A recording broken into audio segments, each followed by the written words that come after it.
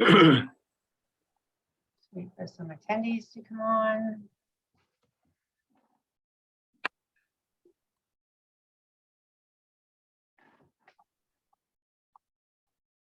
Okay, I'm going to call this meeting to order.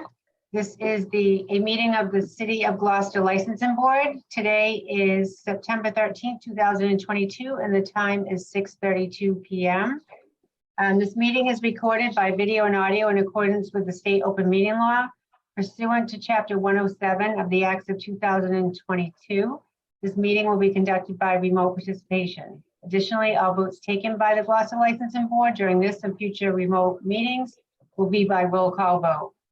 If you're calling in on a phone, you can press *9 to request to speak. If you're watching on a computer or a device, there is a raised hand button, usually at the bottom of your screen, that you could tap or press to request to speak. Please use either of these options during oral communications or to be recognized to speak during the meeting.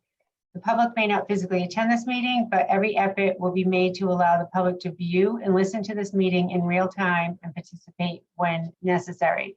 The information from this meeting is located on the City of Gloucester website, and usually within 24 hours, the Zoom meeting is available for the public to view on the same City of Gloucester website. The first order of business is calling this meeting to order. My name is Melissa Prince. I am member to the licensing board. John? John Memorand, member on the licensing board. Allison Adam, clerk for the licensing board. Thank you. Member John Orlando is unable to attend tonight, and it may have been his last meeting, but we will hopefully speak to him at our next regularly scheduled meeting. He may not be participating as a member, but I'm going to ask him to join the meeting as well. And there will be a new member joining us at the October 11th meeting. 11. We should have a new member sworn in and participating. So I'm going to start the meeting by having a public comment. Is there anyone in the attendees tonight, which there are 10 currently right now, that would like to address the licensing board on a matter that is not scheduled on the agenda?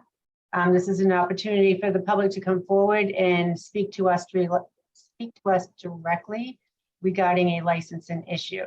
So if you would like to address the licensing board tonight, please raise your hand or press *9 if you're calling in by phone.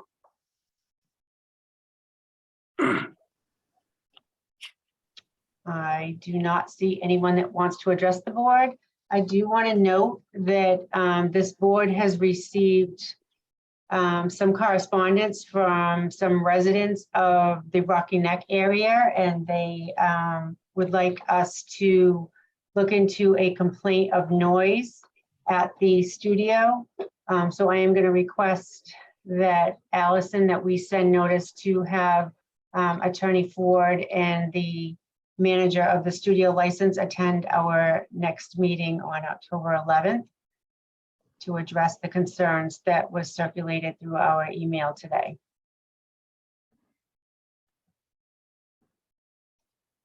So with no other request to address the licensing board, I'm going to go on to our first agenda item, which is an alteration of premise. We have J&N Ventures, LLC, DBA Cape Ann Lanes, 53 Gloucester Ave. And I see Nick Benny. If we could promote Nick.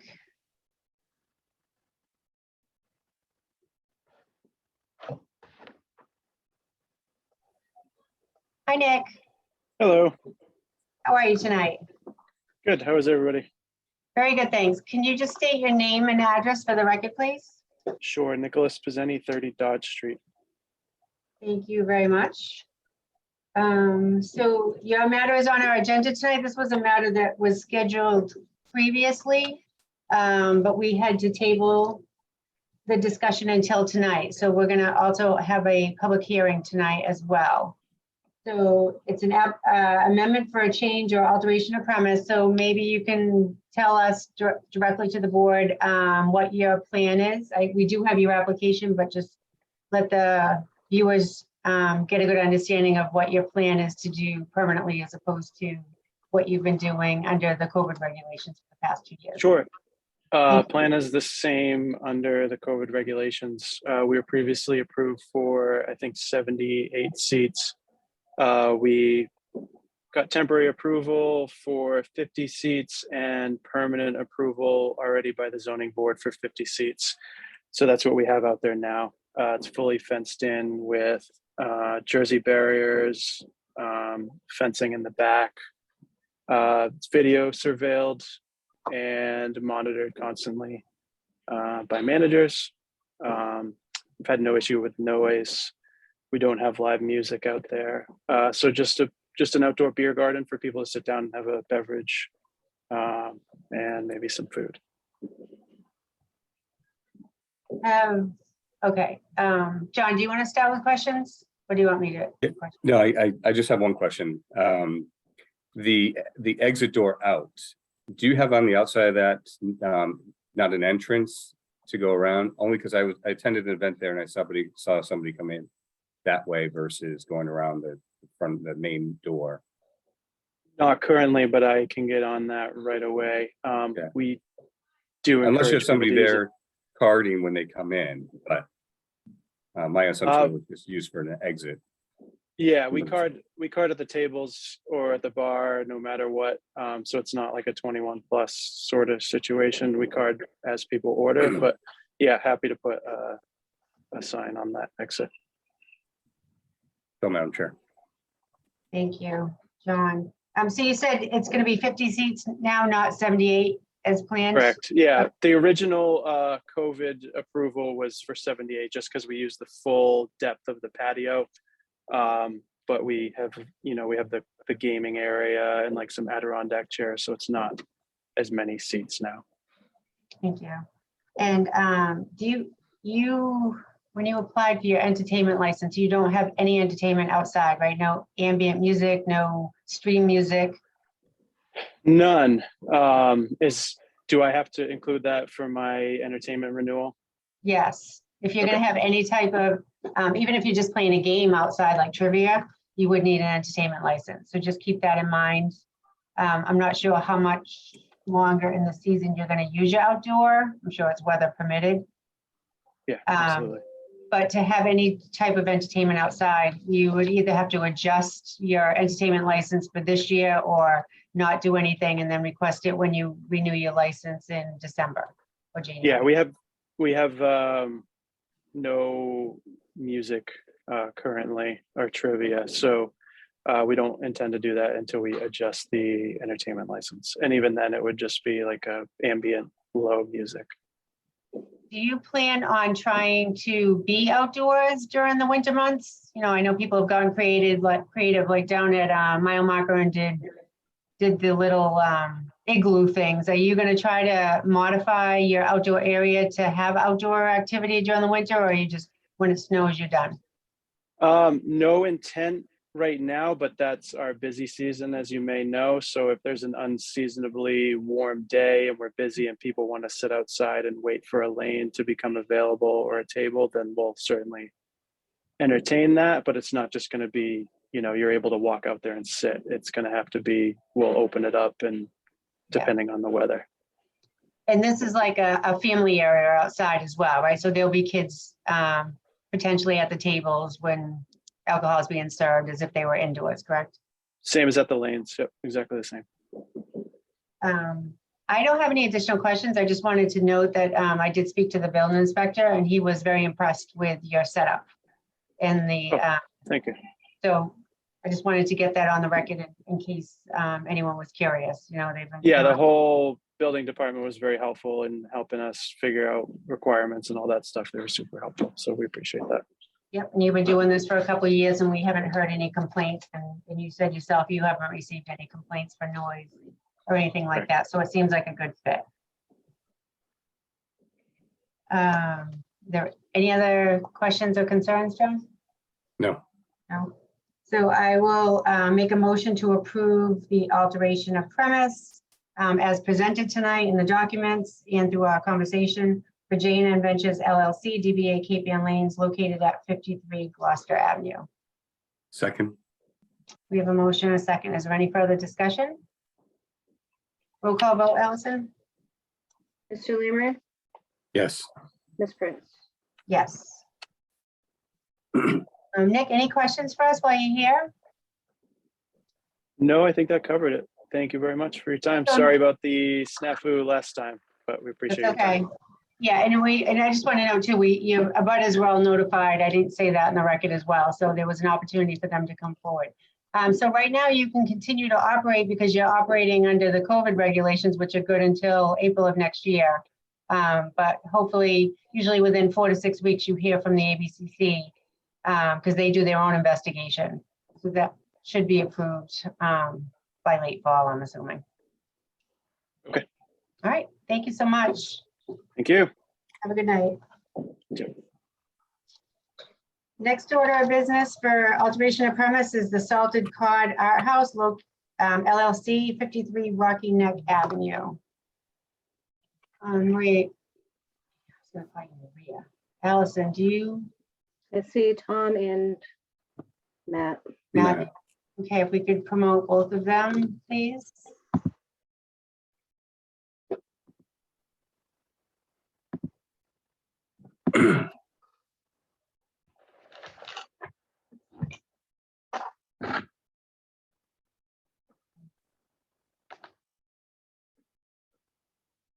Hi, everyone.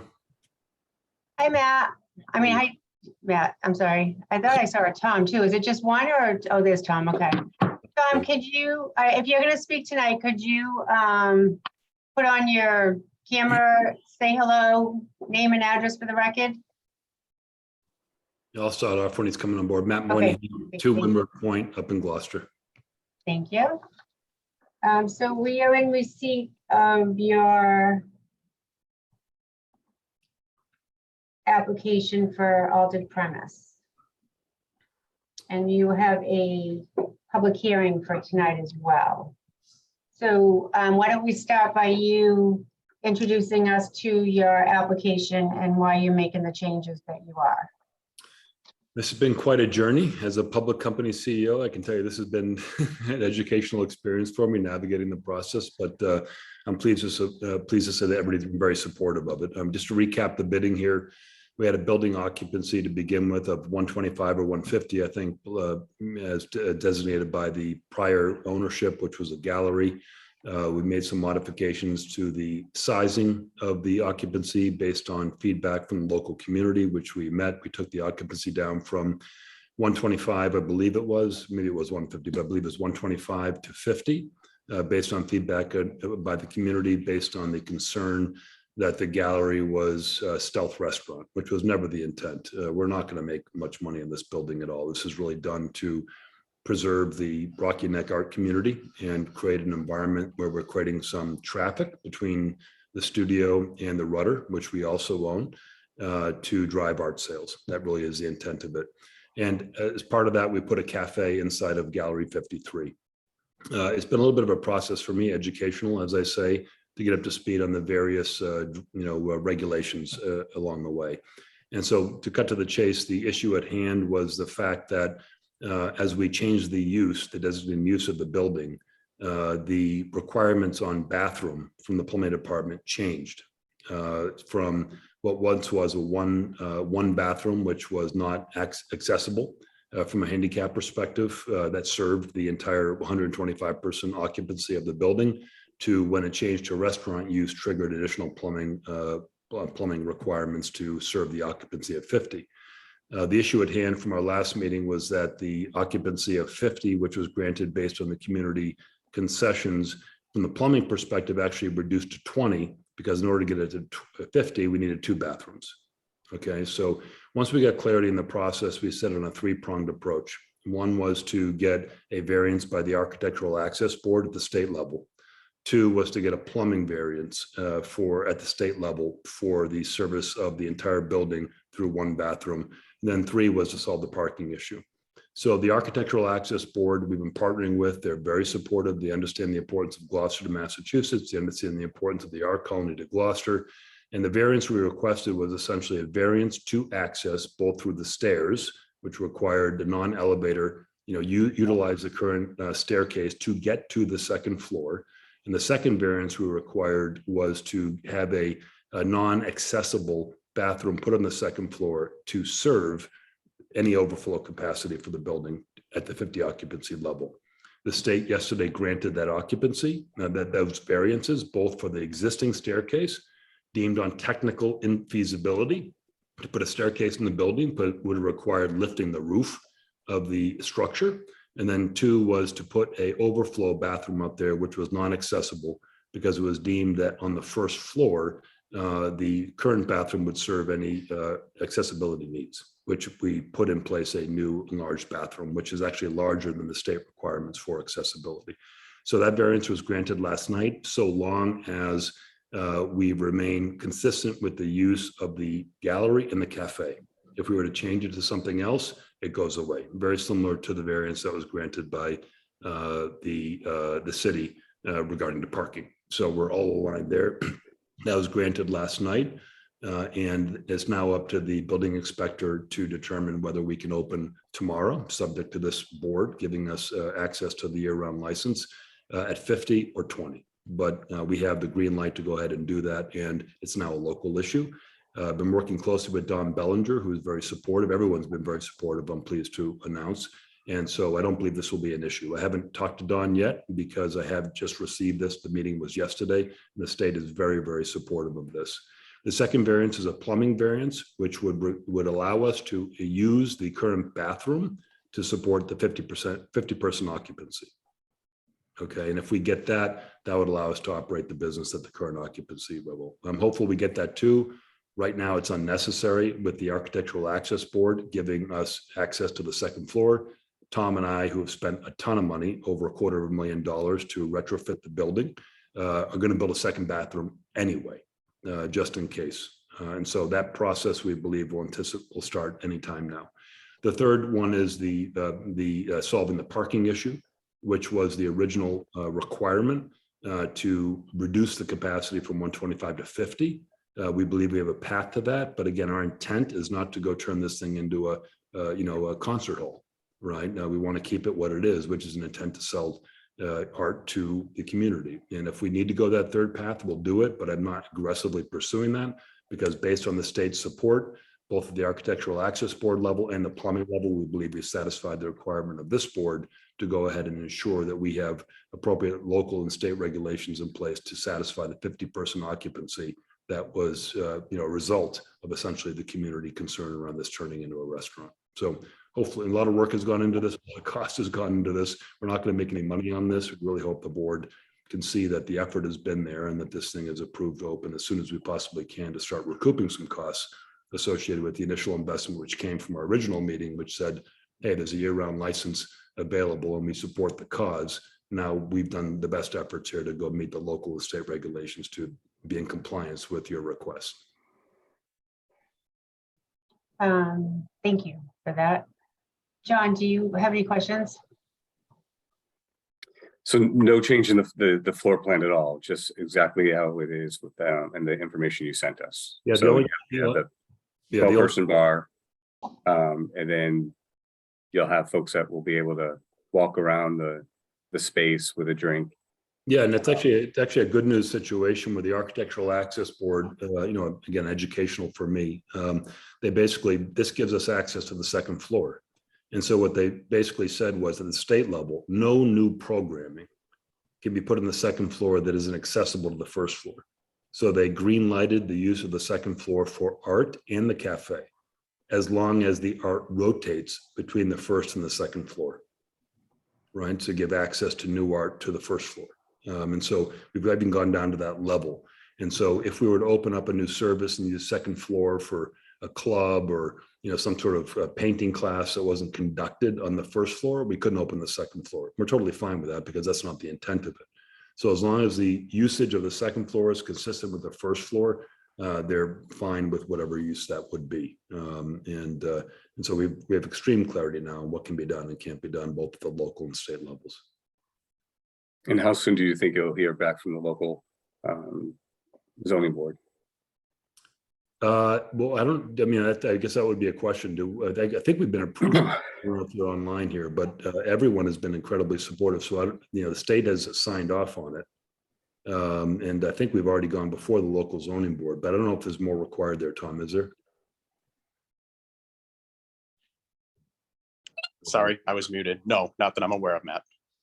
And so the Board of Health has signed off. I mean, everyone signed Yeah. off. And the last thing we were looking for was the state on the variance to go build a second floor. So now it's really, my request would be to the board to grant the year-round seasonal license and to make it subject to the 20 potentially. My hope is that Don and the building inspector would sign off because they have the right to do this. And they've both been very supportive on signing off on the occupancy of 50 from day one while we build the bathroom, because we do have the state variance.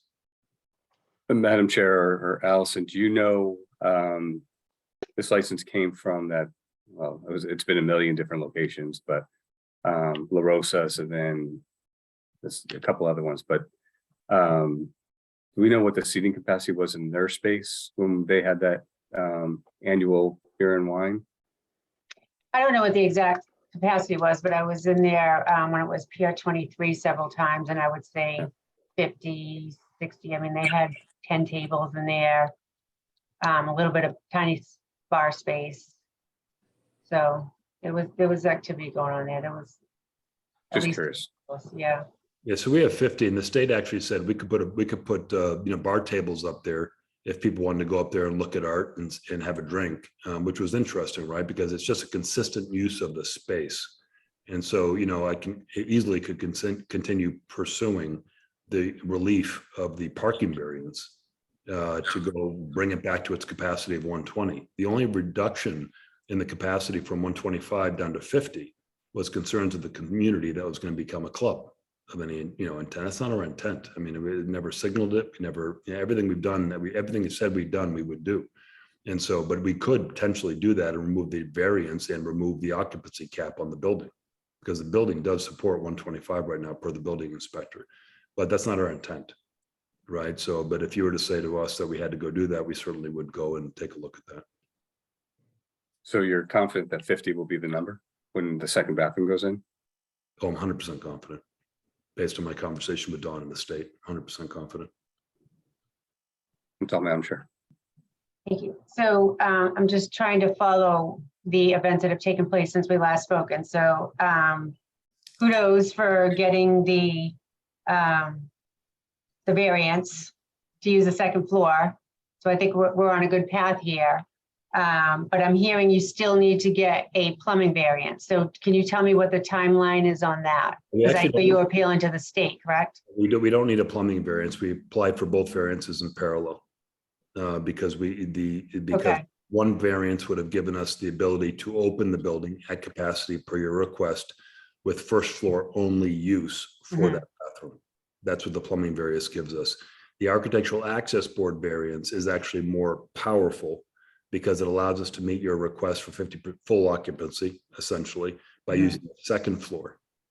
Okay, so that variance has been granted, so the building can be open now with full occupancy. The only issue there is actually the build out of the bathroom. And the bathroom allows the local jurisdiction to determine whether they can open a full occupancy while the bathroom is being built in accordance with the state variance, given that it's a business. Okay. And know that I completely support the idea of art and your restaurant cafe philosophy. I think it's great. I think it's perfect for Rocky Neck. And having a year-round license is a good test to see what can happen down at Rocky Neck with year-round licenses. So know that I completely 100% support the project that you intend to be at, but this is where I'm stuck. So when we initially heard your plan, it was for 50 people. That was the capacity, 50 or more. And that's where I'm staying. I am not convinced to allow a year-round license for a capacity of 20. Sure. It has to be more. Sure. So I'm very impressed that you've sought these variances and have been successful in the variances, which is a good sign, but you still have to deal with the building inspector's office. And I have learned through other projects that I don't like to give the green light before they give the green light, because that puts the licensing board in a position where there's a struggle between the departments. So knowing that this variance that was approved just came out yesterday, I don't know if there's anything in writing. I mean, that's something I would want to see and read, and I haven't had that opportunity tonight. That doesn't mean we can't put out this conversation till our next meeting and finish that conversation. But I just know that I would want to read more into what those variances actually allow and speak to the different departments in Gloucester to see how this can move forward in the right direction. Because like I said, I don't want to give, I don't feel comfortable approving an alteration of premises that lists that there's only 20 capacity on there. I want to see the 50 there. I want to see the 2 bathrooms there. And you're committed to that. So to me, that's where we have to get. I don't want an application to go to the ABCC with 20 capacity. I want it to go with 50 capacity, which is what we originally approved with this year-round license. So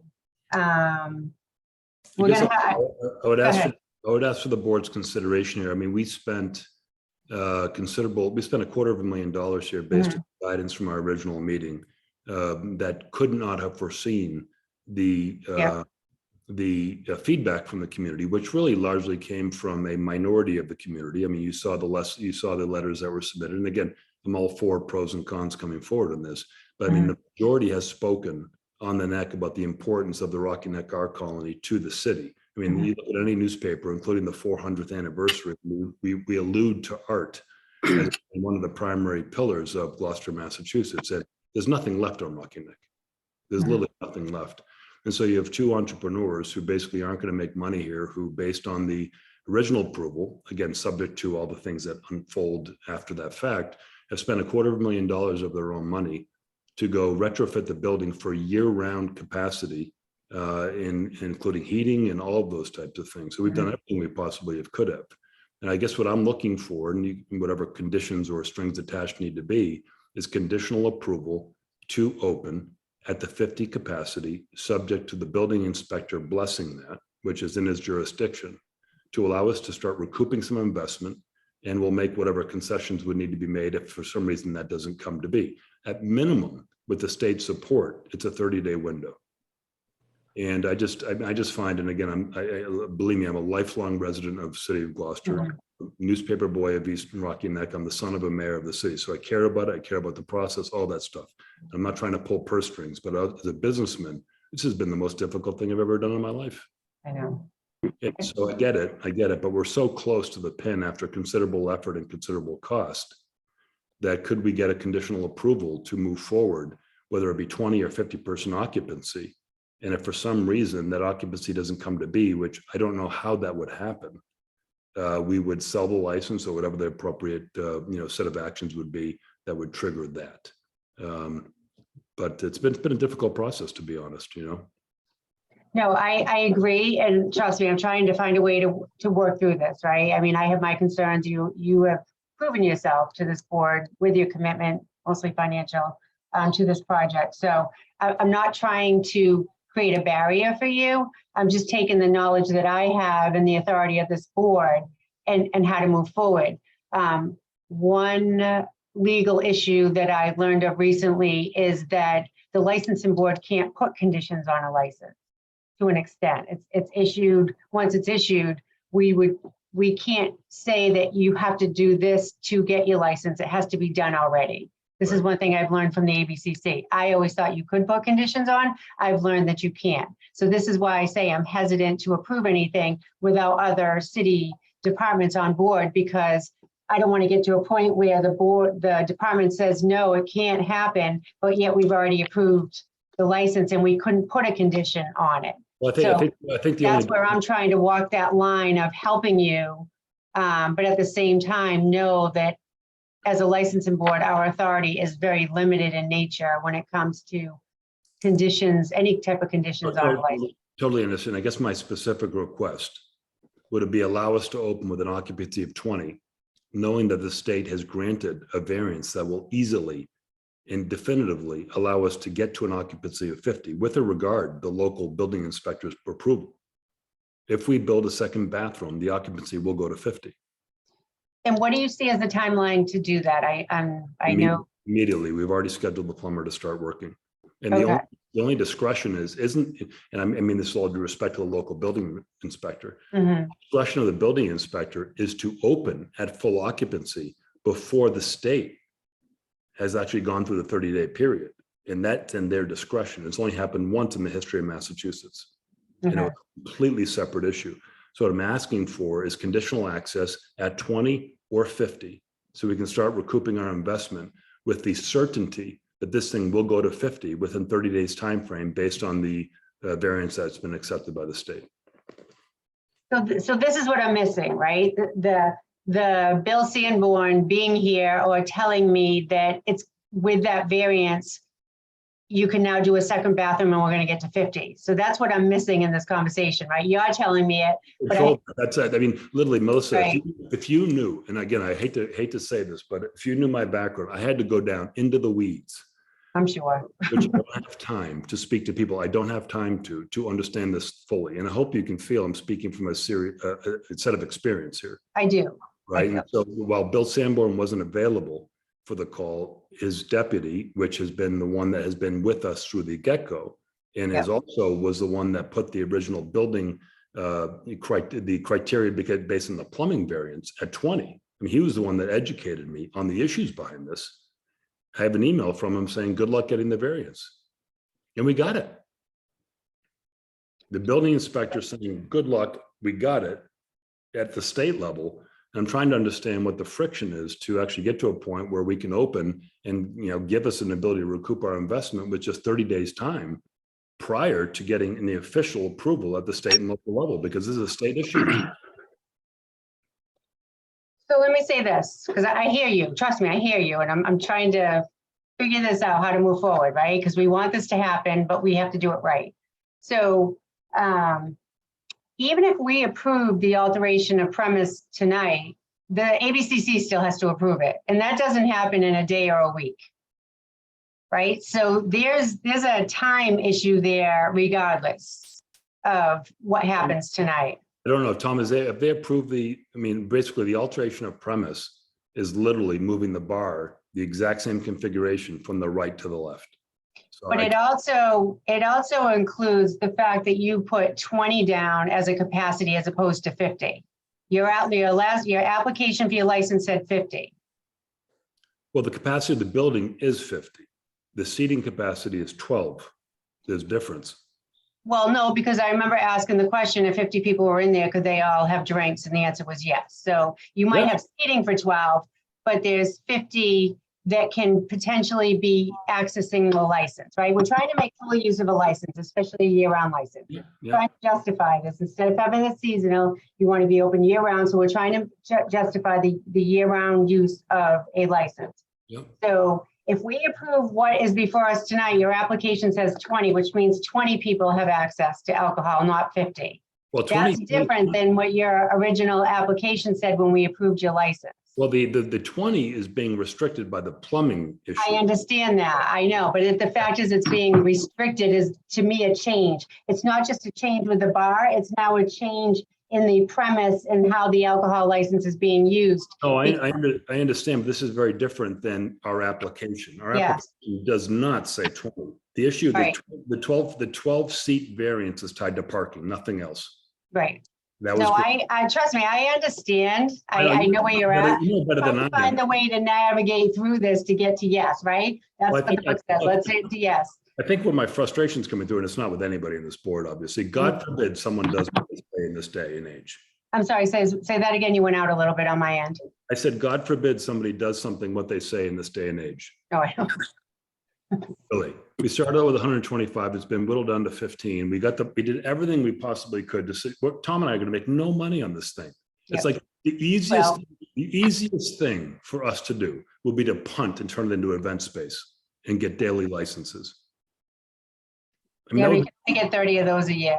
That's not what we're trying to do. No, I know that's Right. not the intent Yeah. of what we're trying to do. So, I guess what I'm asking for is that there's no formal application that says we requested 20. It's been whittled down by the various processes. So it's been concessions. And so the request is to have an occupancy of 50. The seats are tied to parking, not to occupancy.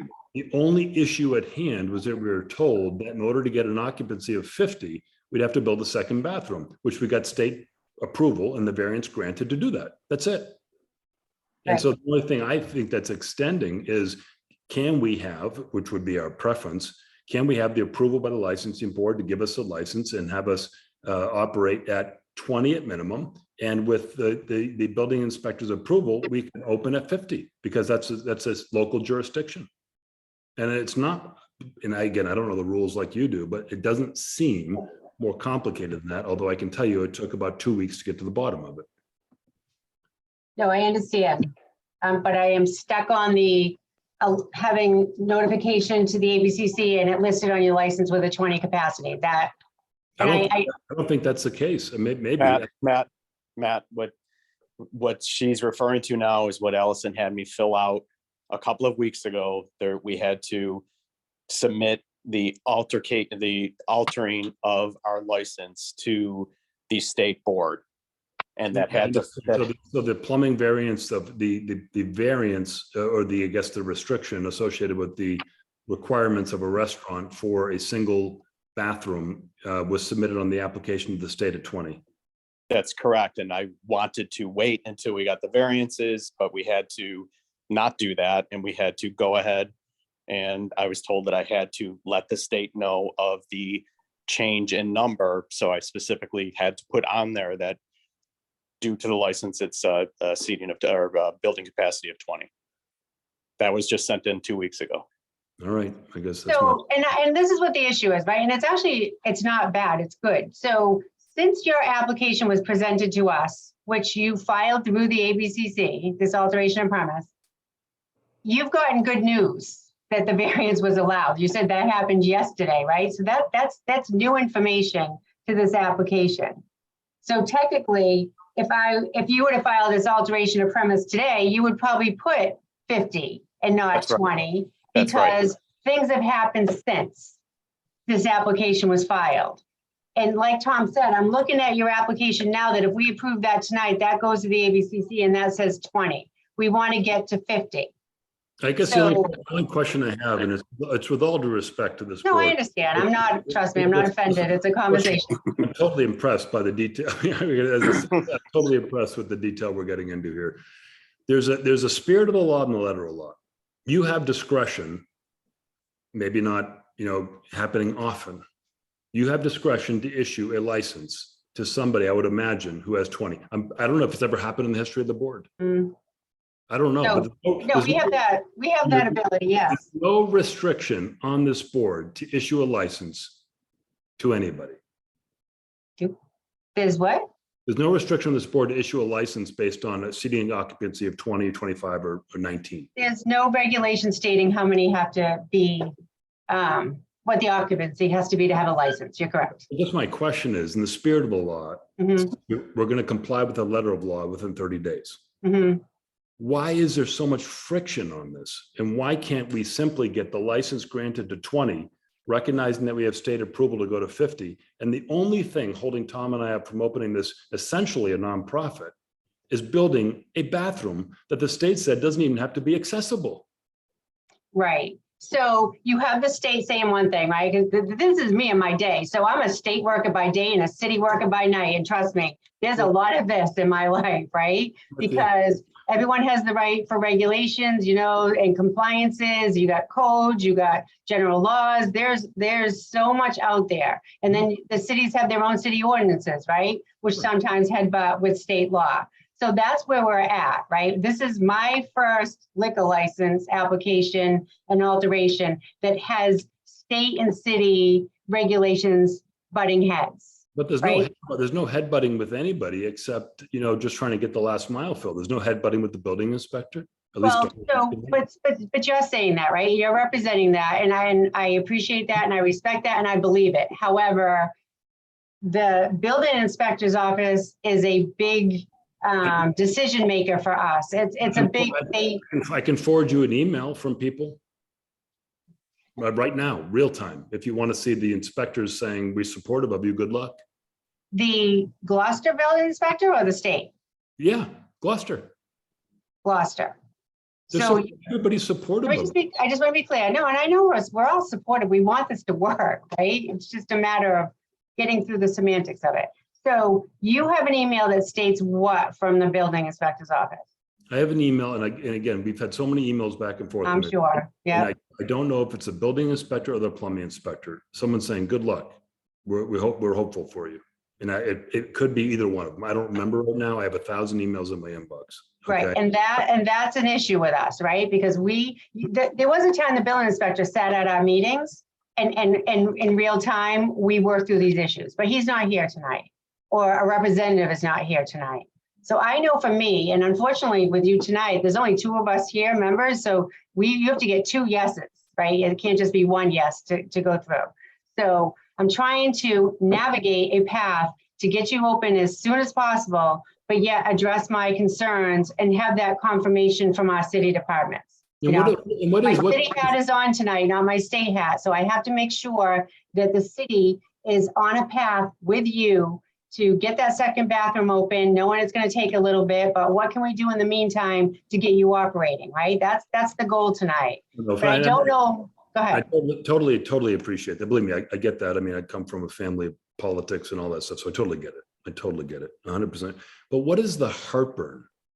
Like, what is the core root that in 30 days' time, the building inspector of the city of Gloucester is going to not say okay to a bathroom that's been blessed by the state? But my question is, and I don't know the answer to this, can the state tell the city that they have to sign off on inspections because the state's done that? I don't know the hierarchy of those rules. But why would the city, after I talked to Dawn several times, why would the city, and again, this goes to the spirit of law versus letter of law, why would the city ever sign off? And believe me, the state gave us permission, a variance for a non-accessible bathroom. Right, on the second floor. All we have to do is put a toilet up there Yeah. and we're clear, right? Why would the city ever not sign off on a bathroom?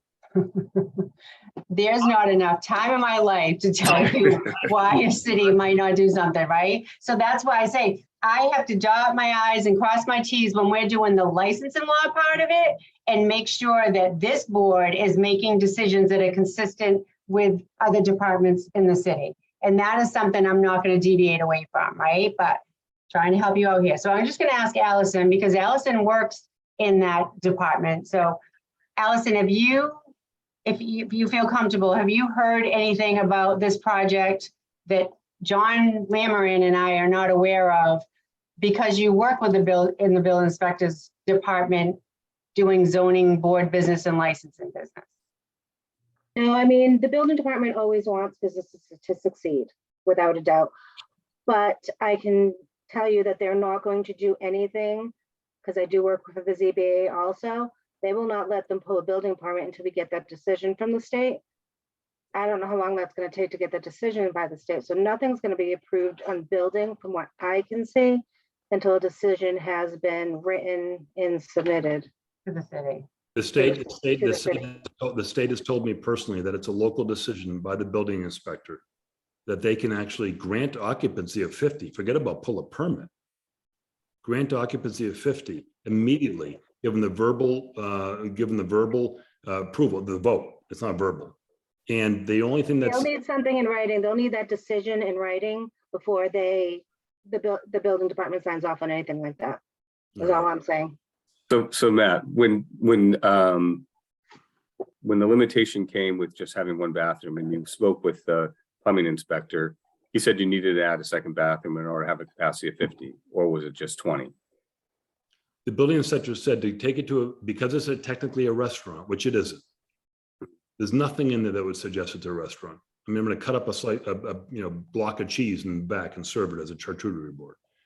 Because it's technically now a restaurant, that in order to satisfy the current regulations associated with the restaurants that aren't grandfathered, we're essentially a new restaurant, that we need a second bathroom on the second floor, to accommodate. If we put it on the first floor, disrupt the gallery. There's no way we could do that. That would accommodate the gallery. It would be too disruptive. And they were 100% supportive of that. And so once we get that second bathroom, now if we get the plumbing variance, that's a completely different thing, because the variance would be granted and we could open under the plumbing variance. You'd probably still have the whole 30-day period thing. But the state has told me that, based on local jurisdiction, if they want to give you a temporary relief of that, because it's never been done where after the state has granted these variances that it's been overturned by legitimate use, except once in the case of the Architectural Access Board, and it was a completely different situation.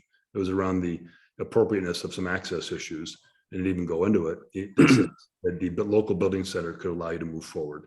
And so the intent here, based on all those conversations, was to begin building the bathroom immediately and to have it operational as quickly as we could, and hopefully open at the 20% or 50% capacity as soon as we possibly could, to begin recouping some of our investment in this.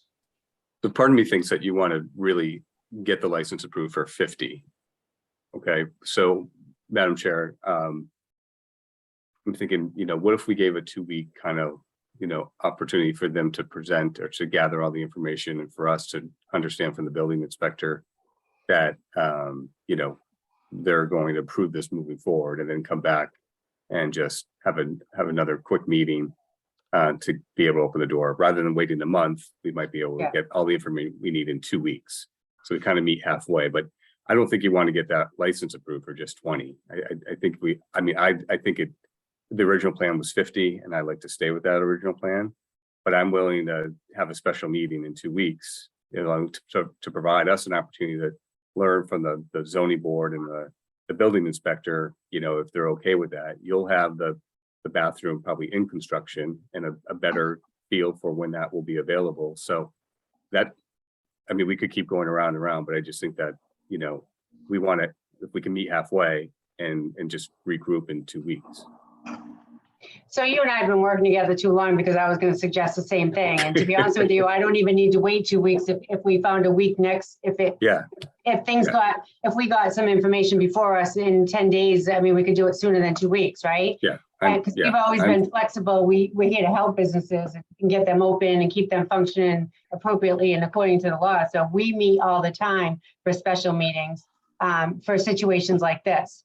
So I know tonight I'm not there with the 20 capacity.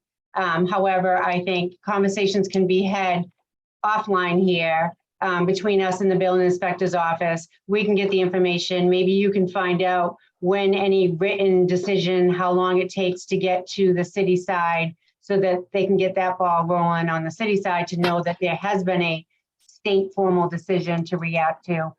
There's still a little bit more work that needs to happen. And I agree, we don't need to wait a month, but we do need to wait until the departments start working together. And I mean the state and the city, as far as exchange and communications about the variances. Because to think that nothing can go wrong and that there's a smooth path ahead, we all know that that's never the story. So we want to make sure we do this and do this right, but yet be flexible to your request while we're addressing our concerns at the same time. So your application is being heard tonight. I don't know that we're going to come to a decision tonight. I don't know that you'd want us to come to a decision tonight. I think you'd want to give us a little bit more time. At the same time, we'll open the public hearing and get that part done as far as the requirement for your public hearing. And then when we come back and meet again, whether it's a week or 2 weeks, we'll have a much better understanding of the information that's been presented tonight. Because to be honest with you, if you push me to vote tonight, I'm gonna not support the 20 capacity. We all know we're gonna get to 50. I wanna be able to put 50 on your application. I want you to be able to amend your application and say 50, knowing that the bathroom's coming. We're gonna get you open as soon as possible. And what specifically, just so I understand, is preventing you from voting in favor of 50 based on all the body of evidence right now that suggests we'll get there? Because this is my opinion, is you're telling me here tonight that yesterday you got the variance. I have not seen anything in writing. I'm an attorney. I want to see things in writing. Unless the state agency called me directly, then I might think of waiving the writing requirement. That hasn't happened. I'm taking you at your word. I believe you, but for someone like me to make decisions, I want the backup. I want the written decisions that say exactly how they came to their decision, so that I know when we make our decision, it's all in compliance. And we're not, the state does, the ABCC does their own investigation, right? So they could be asking the same questions down the road. I want to make sure that the local level has done that homework. So when the ABCC comes back and says, how did you get to this decision? We have what we need to support that, which helps you. No, that's fair, and I respect your role as a lawyer. I can tell you right now, and this has been the most frustrating thing I've ever felt in my life and really, I'm so close to just turning it into condos. Now that would have its own battle, but it's not going to be that much worse than this. I mean, seriously. I mean, I But get know it. that you have the support of this board. It's just getting to what the comfort zone of it, you know? I mean, Rocky Neck can be tough down there. You heard me earlier, there's complaints going on down there already, you know, with one restaurant open. You know, and as a resident there, any of the complaints that were mentioned before, I've heard them. They come in my bedroom. They come in my bedroom at night. They're not that bad. Yeah, no, and we'll figure that out too, right? We're gonna work through it all. But here's the thing, and this is the frustrating point, and I'm just sort of sharing with you this as a business person, based on the guidance of this board. Okay, and I understand all the reasons. You know, there's nothing that I say right now that is anything but understandable. I get it. I totally get it, and I don't disagree with you, Melissa. But based on the guidance on this board, based on the best information we had, Tom and I spent $250,000 out of our own to winterize that place. We would never have done that. We can't get it back without it, which is fine, but it's not fine. So on one hand, we got the guidance. I mean, there was no guidance on saying, Matt, here are the perils of walking down this road on behalf of the Art Colony, which is a nonprofit, and we're not even taking a cut of the art that's sold in that place. And so I guess we listened to your request, which I understand how it's being, I understand the path we've all been on together. And believe me, there's been nothing here that is anything but actually risen my respect and credibility for the board and level of detail we're operating at, an educational experience for me.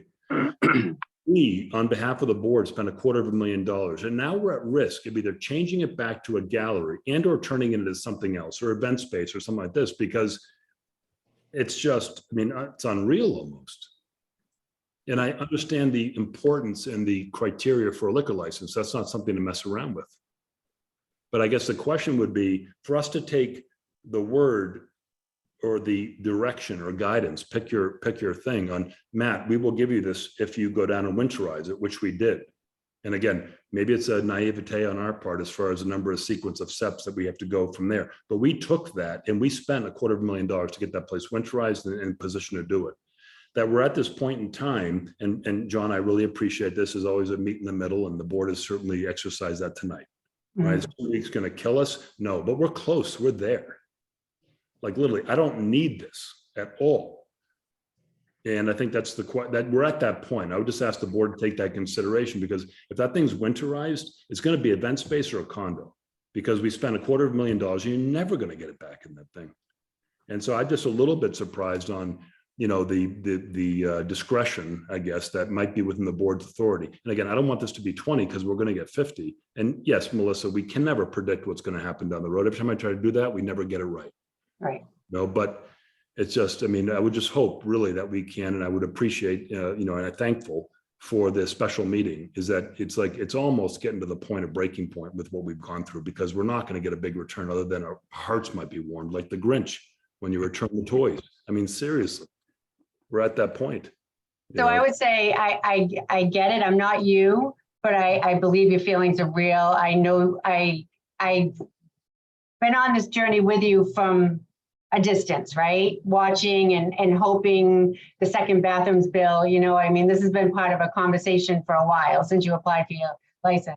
And your frustration is justified. I can't imagine working with the departments that you're working with and trying to get them all to come together, because I know that is an obstacle in itself. What I would just say is you're almost there, right? We're almost there. We're not telling you this may not happen. I can tell you that if we talk to Bill Sanborn and everything that he needs is in line, this is going to happen quick for you.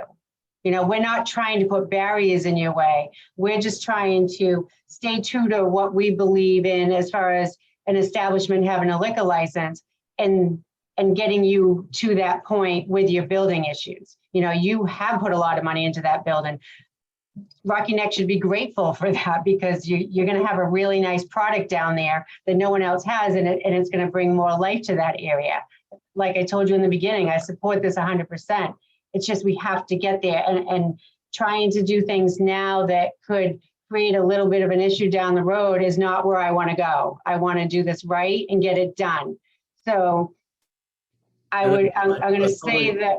I totally agree with that. I mean, it's better, I mean, and I understand your responsibilities, so thorough is better than fast and wrong, right? I totally. Right, exactly. I guess my request with you would be, from my assessment and conversations, and I understand conversations are hearsay, what I would ask is that we move as quickly as we possibly can. Absolutely. If I actually can confirm that in verbal to a call from the state board, the State Architectural Access Board, to Bill or Don, who's been the point person. Don's probably more educated than Bill, although Bill obviously is the guy.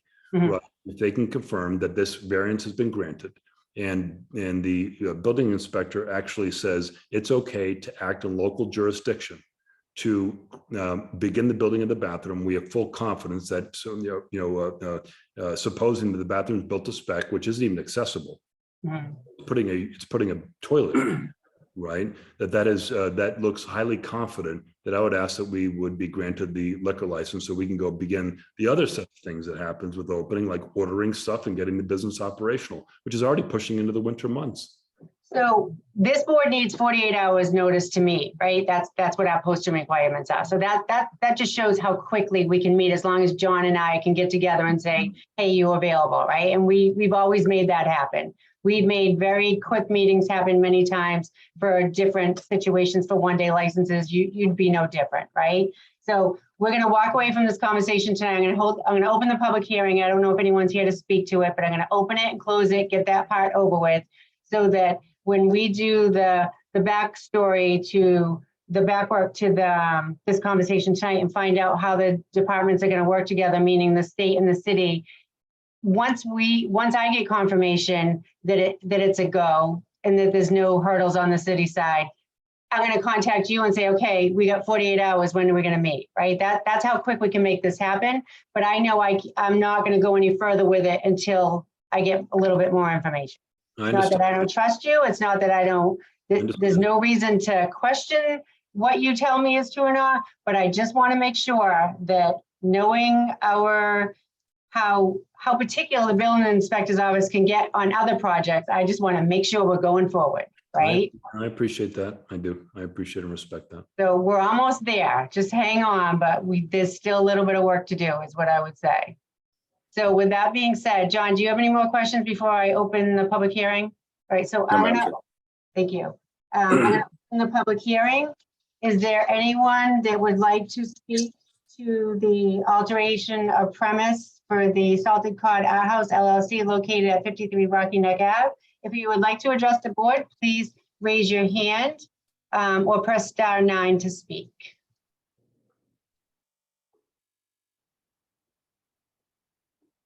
I don't see anyone here to speak to the public hearing, so I'm going to close the public hearing.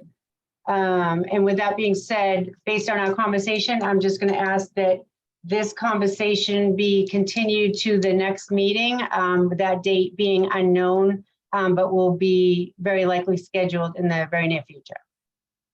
Thank you. And at that point, Tom and Matt, just so that you know, we don't have to rehash all this conversation. We're going to pick up right where we just left off, right? We have Sure. the application, the public hearing's been done. We know the abutters have been notified, had an opportunity to speak. We're just going to move forward with the 20 occupancy issue, getting it to 50, and how quickly we can make that happen.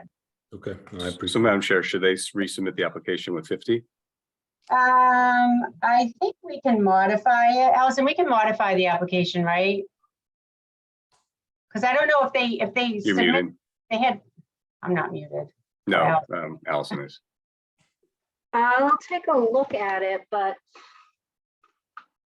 I think- Allison, I could bring it in. If you need me to redo that page, I could bring it in. Okay, yeah, I'll get in touch with you if I see that there's a problem. Or I'll Did take you, care of you it. didn't have to pay a filing fee for that, did you? I just did. don't want you- I did pay the filing fee. Yes. Yeah, so I think if you resubmit it, there's another filing fee. So we just gotta look at that issue too, because we want to avoid that. No, because they pay the filing fee and then it goes to us before it goes to the state. So the state hasn't seen anything yet. So paperwork can be changed in between that filing. Okay. All right, as long as we can do that in a way that doesn't cause any more Thank financial. you. Thank you. I'll take care of that. Thanks. And I Okay. appreciate the board's allowance of my passionate plea. So it's We not. feel it. But that's what's gonna make the plays even better, right? The passion's there, the idea's great, we gotta get there, and we will. Okay, all right. All right, Thank you. thank you both very much. Thank you. Bye. Next order of business is new common victual license, Fogo de Minas, and I'm probably saying that wrong, Steakhouse, 151 Main Street in Gloucester. So this is a new steakhouse downtown. I believe, are they open, Allison? They're not open yet, right? They're waiting for this to open. They're waiting for this to open. Okay. You go to the Gloucester online portal. We have the application. Everything has been filed appropriately. John, do you have any questions? I don't. No, I looked at it earlier and it seemed fine. Okay. So I'm going to make a motion to approve the common victual license for Fogo de Minas Steakhouse, 151 Main Street, Gloucester, Mass. A second? Any further conversation? Roll call vote? Mr. Lammery, Yes. Ms. Prince. Yes. Excellent. Okay, next order of business. Extension of premise. Don Russell, manager of Gloucester Elks 892, would like to extend the service of alcohol to an outdoor area in order for them to hold their game day on, and I'm sure this date is wrong, August 31st, 2022, with a rain date of October 2nd, which I bet is right, at 101 Atlantic Road. So let's promote, Madam Chair, Steve LeBlanc is Yep. going to be on to speak about this. absolutely. Hi, Steve. Can you state your name and address for the record, please? I'll give it to Donnie. Oh, Donnie's there too? Yes, Are we gonna see your, are we gonna see your faces? we hope to. Oh, hold on, let me turn the camera Okay. on. Thank you. Are you There we go. together? Oh, shoot. All right. Name and Hi, address. Don. Hi, long time no see. I know, it's been too long. That's a good thing. Socially, that 5 King, Don Russell, you want my physical address or the address of the Gloucester Elks? Whatever one you want to give us. 5 King Street, Rockport, Mass. 01966. Thank you, Don. Steve, are You're you welcome. gonna be speaking to this? If so, you would need to give your name and address. If not, Yes, I'm going to be speaking also. Steve LeBlanc, 9 Carlisle Street. So, Okay, you hear me? no, I think you froze up. So just say your address again. Yes, Steve LeBlanc, 9 Carlisle Street, Gloucester. Thank you very much, former city councilor, for attending our meeting tonight. It's always a pleasure. Thank you. So this is a one, just to clarify, John Lehmer, this is a one-day extension of premise like we did to the Bass Rocks, where they outdoor area is not licensed to serve alcohol, but they're looking to do a fundraiser and use their outdoor area. Correct. I gathered that. So we see a very detailed application. So tell us a little bit about the fundraiser, first of all. So just a correction for the dates. It's going to be September, would you say August 31st, Madam Chair? Yeah, but I said a rain date of October 2nd. October 2nd, but our date of application would be this Saturday, this September 17th. You're having it this Saturday? Yes. Okay, got it. So what we're gonna do is we're gonna put some, as you can see in my diagram, we're gonna corn off from the bottom of the handicap ramp out beyond our flagpole over to the golf course. So you're gonna have a one-way into the parking lot, a one-way out to the parking lot. We will have handicap access in and out of the building. And we'll have it all corned off. We're gonna have people outside, making sure there's no alcohol that leaves our boundary area. We're gonna have some yard games. We're gonna have a 50-50 raffle. We're gonna possibly have a gift basket and, you know, just kind of make it accessible for our members to get outside and enjoy a good day outside rather than being holed up inside of our beautiful lounge all the time. Got it. And how appropriate to have all those alcohol bottles in the background while you're requesting them. We're in And the, backdrop. we're in the bar Hiding in the manager's office. closet. You know, we're in the bar, we're in Donnie's office. Okay. I'm just gonna ask real quick, John, I'm gonna jump ahead of you. Just tell me how you're gonna stop people from walking off with alcohol in the area that you're selling it? What type of boundaries gonna- are set up? We're gonna have designated members at certain points of the parking area, so people won't be allowed. We're gonna put signage up around the whole property that you're not allowed to leave this area with alcohol. We're gonna have a little beer and wine station, as you can see over by the garage that we're gonna have. And we're gonna have, the kitchen's gonna be open, so we're gonna be able to have some food go outside. And we're gonna have some light music and like I said, it's just it's not open to the public. It's just gonna be Elks members only. Oh, Not this lodge, but any lodge that you want to come from. We'll open it to other lodges. So this is not open to the public. It's a private event. Open Members to and guests. all Yeah. Elks, anywhere Yeah. they are, to your club, Yeah, or, members and guests. members and guests. And they're gonna be able to walk the property with the alcohol, or is they're staying in one area? I think that's where. Just in that cordoned off area. Yeah, just in that area, Melissa, where we have it, see where the dotted line is? Yep. So that dotted line is gonna be the function area that we're asking permission for. So I'm seeing the word fence. So is it gonna be like a rope or Yeah, we're tape gonna rope or it. something? We're gonna Okay. rope it off. Hey, John, any questions? No, how many people do you think will be in that area? Hopefully about 50 of us. 50? Okay. Yeah. All right. No, I'm sure you covered it, and Steve had answered some of the questions I had. So, So the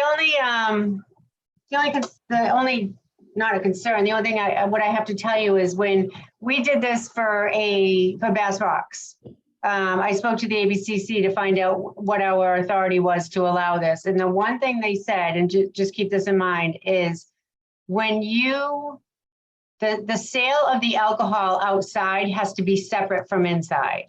Yes. Yes. So you're gonna have to run a cash register or something outside and show the separate receipts. I think they even went so far as to say you have to use different alcohol. I'm not gonna push that, but it just has to be a separate accountability for the sales that you're doing outside as opposed to inside. Okay. So if you can somehow manage that, I don't know if you have a cash register, or if you want to take a tally, or I don't know what the cost of your drinks are going to be. They are for sale, right? You're selling the Yeah, alcohol. Yes. Just if you just mark like how many glasses of wine you sold, or is this Oh, no, alcohol? we'll have a cash register out there. Okay, perfect. Just As to well keep the as- sales separate, and just to make sure that the alcohol is locked up and watched and observed, so people can't walk off with alcohol. That's important too. Oh, without a doubt. Can I ask you a question as well? With the Yeah. definition of Extension of premise. extension of premise, Mhm. my concern is, members coming down, not bringing alcohol, but just coming into. So basically, the extension of premise is going to be from our building out to the roped off area, correct? Right, so an extension of premise means, so when you get your license, the Elks license, when you apply for your license, the only area licensed to sell alcohol is inside, Yes. right? Nothing outside. By doing an extension of premise, it means you're adding space that you don't already have authorization for. So we are gonna allow you, based on your picture, your diagram, that's the word. Based on what you've submitted, we're seeing an area that you're fencing off. That's why we're asking about ropes and tapes and things like that. Mhm. We're gonna allow your license to extend for one day to sell alcohol in that area only. Yes. So that's what the extension of premise is. Okay. We're adding a little bit of space that you don't already have just for one day. Alrighty. No, basically the question was just for your definition of it. That's all. Yeah, that's what the extension of premise is. You're getting an extension to the space that is already licensed. And a lot of people, a lot of people do this permanently, right? If, when you go on the ABCC website, you see extension of premise, it's like what we did for the bowling alley tonight, right? Yeah, Now they permanently can sell outside because they did a permanent extension of premise. You're doing a temporary 1 day. Yes.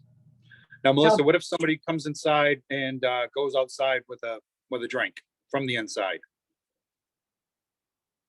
Is that still I don't considered think- extension of premise? I mean, we're not gonna have any glass outside. There's not gonna be, Yeah, no, bottles. I think because it's all the same property, it's not a problem, okay, right? Because Yeah. you're not getting a 1 day license across the street and having to Exactly. cross over a public way. You're all on your property. So because it's contiguous, which is an important word in the ABCC world, you should be able to go back and forth. But keeping the sales separate is important. okay, we can do that. Why, I don't know, but they want to be able to see what they sold outside if it's ever questioned. But our main concern, or at least I know my main concern, is just making sure no one is leaving the property with alcohol.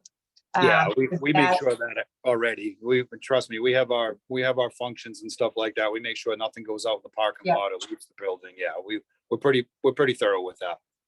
And of course, the people outside selling the alcohol are tip certified. They're present employees as well Okay. as being tip certified, yes. The only thing I'm gonna suggest that you do is just reach out to whoever you're insured by, where you get your liquor liability insurance, your coverage, Yes, and find out if your outdoors is covered as well. Or you may need a 1 day away rider. okay. That's a great Um, idea. I don't know that when you got your license, if you said it was just indoors or outdoors, or if it's the Elks property, but you might want to find that out. Okay. John, any questions? No, ma'am. I move that we approve a temporary 1 day extension of premise on September 17th, 2022 to Don Russell, manager of the Gloucester Elks 892, for the service of alcohol in the outdoor area as presented for their game day fundraiser. Second, Any further discussion? Roll call vote? Mr. Laren, yes. Ms. Prince. Yes. Okay, any questions for us? No, but just want No. to thank you guys for your Thank you very time. much. John, thank you. Melissa, thank you. Good luck.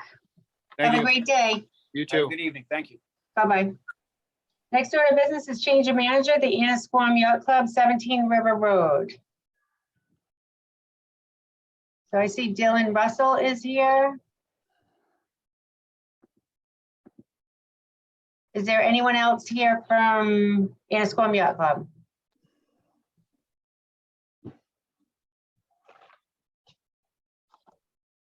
Dylan, if you could unmute and state your name and address for the record, please.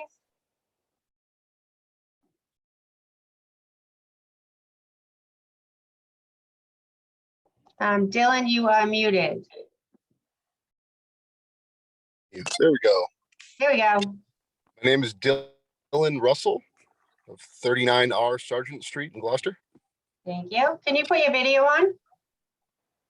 Yeah, I thought I had that on. That's okay. It might be a bad connection. Sometimes mine shows. Doesn't show I got banished to my car because my child is learning how to play the recorder. So up. Thank you for doing that. I remember that.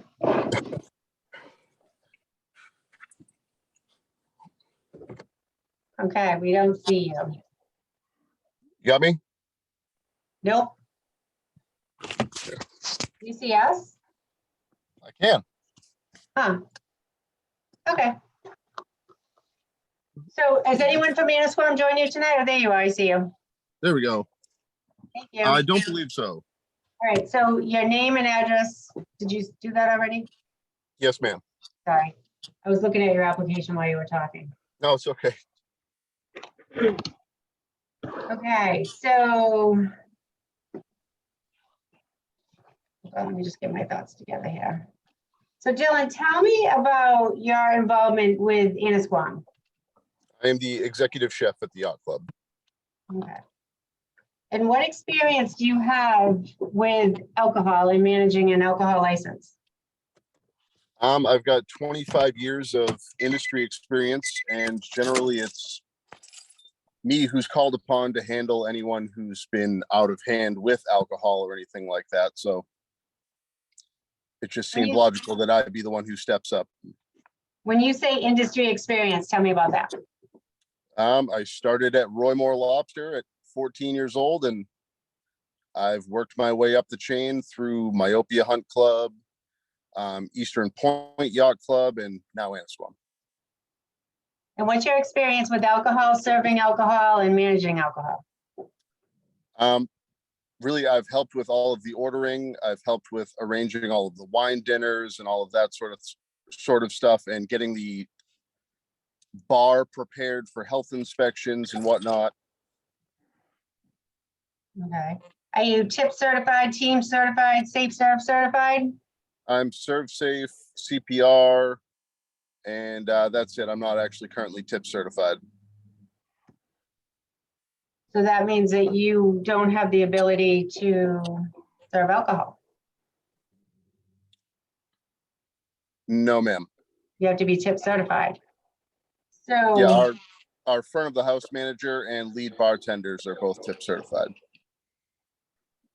so your role as a manager on the license, you won't be serving any alcohol? No. I'm just on the property the most, so. And when you say the most, how many hours is that? Oh, God. This time of year, about 50 hours a week.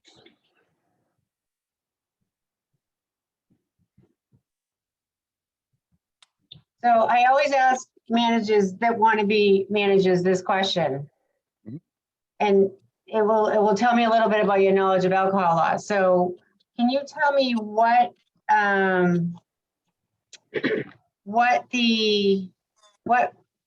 I think it's 5 different types of identification that can be presented to get a drink. Can you tell me what those 5 different types of identifications are? Like a license would be one. Driver's license, passport. That's all that I know of, actually. That's all that I've ever accepted. Okay. There's military if it is- identification, the Massachusetts ID. From what I gather, the last I saw a military ID, it didn't have an age on it. I don't know. I know that that's one of the legal identifications, so it could be. Huh. And tell me what steps you're gonna take to make sure that that people are not overserved with alcohol. Like, tell me about your experience with that and how you would handle a situation where someone may not need something to drink but demanded a drink.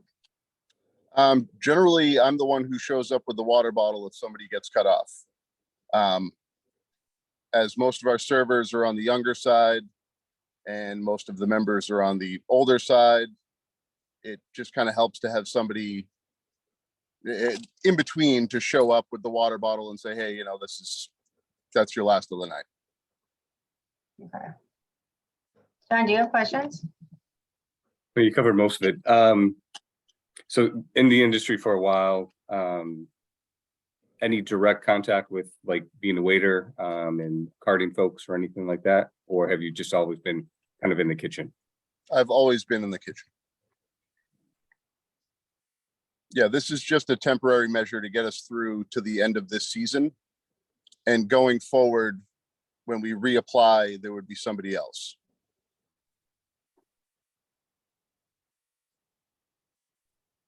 So when the local license board, which you're at now, we take into consideration your application, but then the ABCC does their own investigation. So I Yes, don't know that I'm hearing enough experience to satisfy what the expectations are for being the name manager of a license. I mean, that comes with responsibility, because if there's issues, you're the person they're going to, because you're the manager of the license. There's a strong sense of responsibility with that role. And I how much? 100% understand that. There are, I'm liable personally if somebody is overserved, somebody gets in an accident. I 100% understand the implications. And how many more weeks you open there? We close October 9th. So this is to get you through October 9th. Yep, that's it. So I don't even know that the ABCC would even get a chance to approve it. So who's the manager now? Was it Steve? Dean, No, So- Dean Lavoy moved on Okay, in June. And we've had an interim manager, Nathan Cunningham. But he's the, sorry, train. that's okay. He's the boatyard manager. So he has, no experience with this end of the business. And I mean, I've worked in the industry enough to know that you can pick up things when you've been in the business long enough to live it. I just don't know that it's enough to take on the full responsibility, but at the same time, I'm trying to understand that it's only until October 9th. I know we're Yeah, getting we few more literally weeks. have 3 weddings left and I think like 6 dinner services.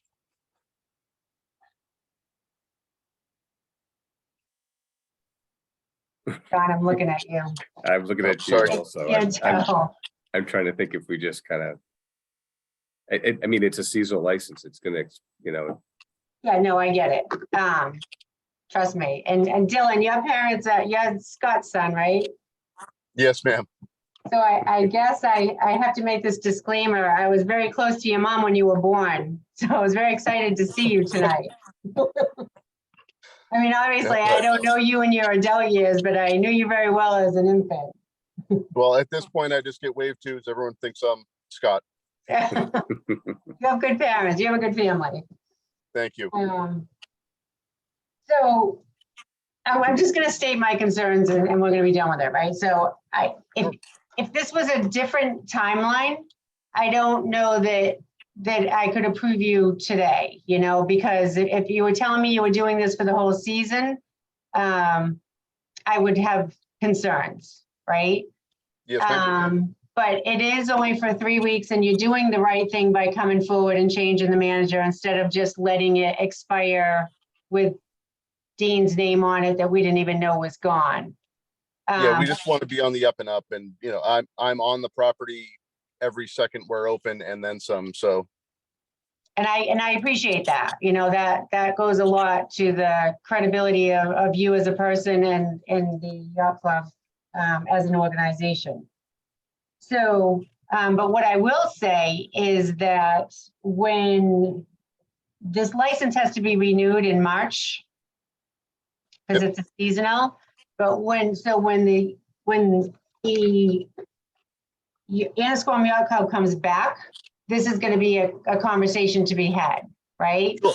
So, and I'm not sure where John is. I can see him probably follow on my conversation because we usually think a lot alike, which is a good thing. I think you have a lot to learn about the responsibility of a manager, but I think you have enough there that over the next couple of weeks, if something goes wrong, you'll be able to react. And obviously you have the support of the yacht club, so I'm not questioning that. I don't see you in situations where you're ordering alcohol and need to know all those rules and regulations because you're probably closing up for the season and not going to do that anytime soon. No. So I see you in this role as very temporary, and because of that, I'm okay allowing this, knowing who you are. You have a good reputation in this community because, one, I don't know you to get in trouble, and I work at the courthouse, so if you get in trouble, I would know, right? And that's the way we work on Cape Ann, it's who you know, what you know, and you can't do anything without getting away with it, right? So your reputation and character in the city is good and not to be questioned. And you've been in the industry long enough to know when there's time to be concerned. And you have the support of your club. So I know I can move forward with this application. I just have to have John say the same thing because you need both of us tonight. Yeah, I mean, I think the only concern I have is the fact that Dean was gone in June and the Annisquam did not come in front of us, but other than that, no, I mean, it's a short period of time. You definitely Madam have some- Chair, Yep. we did get a phone call letting us know that Dean and Yeah. leave okay. at the end of June. I just didn't forward it, so that was probably my fault. Yes, we had an interim manager briefly, who actually was the previous manager, Tony Passaretti. Yeah, we And need, yeah, when he reached out, they said, hey, you're only gonna be here for 4 weeks, so. okay. So Find somebody I else. think we're going in the right direction, but what I will say is if you are coming back to us in March to be the manager, tip certified, Resume. that resume of your experience, read Mass General Laws, Chapter 138, and understand the responsibilities of liquor law and what a serving is and things like that, because that's going to be your responsibility if you choose to stay on this path. Sure. So And I mean, that being, go ahead. that is absolutely not the intent, but that said, just in case for the future, I will take the tips class the next time it is offered at the club. Yeah, because you learn a lot just through that class, being exposed Yeah. to different issues. And you can take it online anytime. So Yeah, it's online. All right, it's I'll not check like that out. ServSafe. Yeah, it's not like ServSafe where you kind of have to be in class sometimes. So tips And you're certification. certified for 3 years once you get it, so it would be helpful. Okay. So I guess I'll make a motion to approve temporarily the change of manager for the Annisquam Yacht Club 17 River Road to be Dylan Russell. Second. There's no roll call vote? Mr. Lammery, Yes. Ms. Prince, Yes. And you're definitely closing in October? Yes. Okay. Do you have any questions for us? No, ma'am.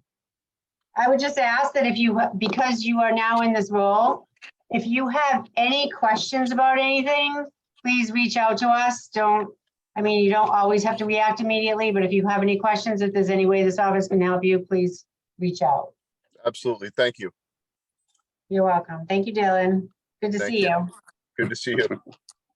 Bye-bye. Bye. Next order of business is special one-day licenses. Maria Tilkins is requesting to serve all alcohol beverages during the Magtoberfest, Magnolia Library Harvest Festival on October 9th, 2022, from 12 p.m. to 5 p.m. in the street in front of the Magnolia Library and Community Center located at 1 Lexington Ave. Hi, Maria, can you unmute and state your name and address for the record? Hi, Maria Tilkins, 3 Lincoln Road, Salem, Mass. Hi, Maria. Hi, so sorry about the last time. I was at a volleyball game for my daughter and could not get in no matter what I tried. We just love Zoom. Oh, Zoom is just fabulous. All right, hold on. I was going to pull up your applications. We got a few of them. Thank you, ma'am. All right, so Magtoberfest, we got 2. So tell us what you're doing. Tell So us we about are Magtoberfest. coming Love it. so Bubble Bar Boston is a full service 12C catering company. And we do a lot of public events and fundraising. So we'll be at Magtoberfest donating a portion of the profits to the Magnolia Public Library. And what is Bubble Fest? Not Bubble Fest. Bubble. What is it? Bubble Bar Boston is it's Tilkins Corporate LLC doing business as Bubble Bar Boston. Bubble Bar. That's what it is. So is it alcohol or is it Yes. bubble meaning champagne? No, it's we have a full liquor license through the state. Okay. Bubble Bar Boston, my 16-year-old daughter named it because she likes alliterations. We are a small family business. Okay. I had been in the catering industry from the time I grew up in the industry. I had been in the legal field for the last 13 years. During the pandemic, I decided to open up a event planning catering service again. So we opened it in June of 2021. We've probably done about 35 public events since the time that we opened. And we haven't had any issues, any problems. This is my first public hearing. Most of my events are in Marblehead. So I kind of know everyone there. So I've never had to do a public event. public hearing like this. Okay, well, congratulations, because you're getting through your first public hearing. Thank you. So, pretty basic questions, standard questions that we ask everyone. And I'm, like I said, I'm just breezing through your application right now. Where are you gonna be located? Do you know, on the I street? am not, honestly, I'm not 1,000% positive. I sent you, I'm not familiar with the Gloucester area, Okay. nor where the Magnolia Library. We did provide a map that I'm the just trying to find- Magnolia Public Library had given us. I'm just trying to find where Bubble Bar is on that. I see Notch. We are going to be right next to Notch. Oh, okay. So are you sharing the same area? Like, because Yes, last ma'am. year when I went to Oktoberfest, they had it fenced off. With Exactly. chairs We'll inside. be right next door to Notch. We've done about 6 events with Notch before. We will Okay, be right next to them. so you're sharing the fenced in area. Yes, ma'am. Got it. And how many are working from your company? There's going to be 5 of us, myself, my son, who's my business partner. His How old is he? 31, Oh, wow. I thought you were gonna say like 6. no, 31. Another young woman who's in her 20s, who's an Essex County Sheriff's Officer, and my son's fiance, and my husband, who was also an Essex County Sheriff's Officer for the last 20 years. He will be the one responsible for making sure everyone has a wristband and that everyone's IDs are checked. Excellent. So there's one entrance in and out Yes, that you know of? Okay, that is my understanding of how this has worked in the past. Madam Chair, I see at the opposite end, I think it says alcohol vendor. Yes. Yeah, okay, yeah, small I'm writing. assuming that's Bubble Bar. Yes. It looks like it's all fenced in. Notch at the back, they're up and towards the front.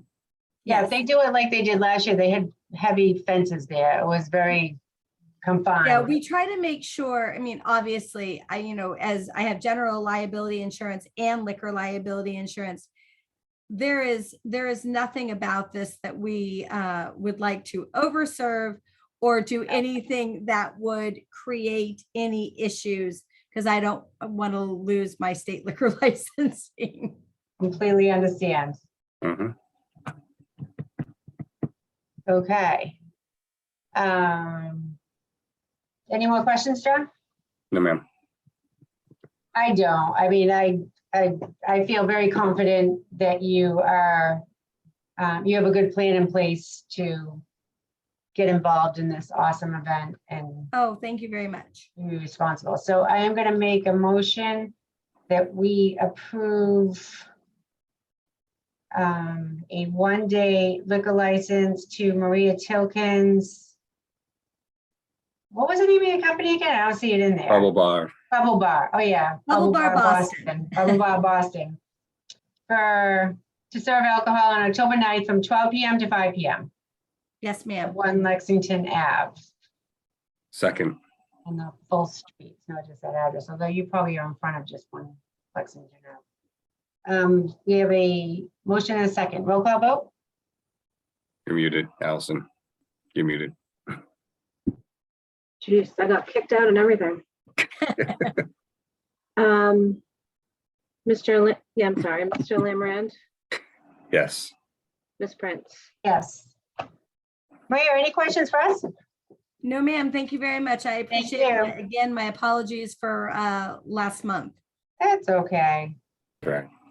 It happens. I do have one question. Yes. Will you be mailing me or emailing me the license so that I can make sure I have it on Posted. display? They are mailed. Thank you very much. You're welcome. Thank you. Thank you. Bye-bye. Bye-bye. Bye. Good luck. Thank you.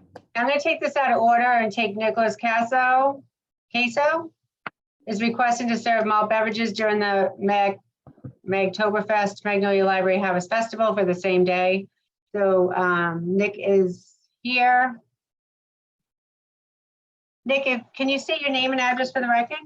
Yes, Nicholas Queso, 51 Harvest Street in Lynn. 01902. Hi, Nick. Hi. Thank you for coming back. We met you last year, I believe.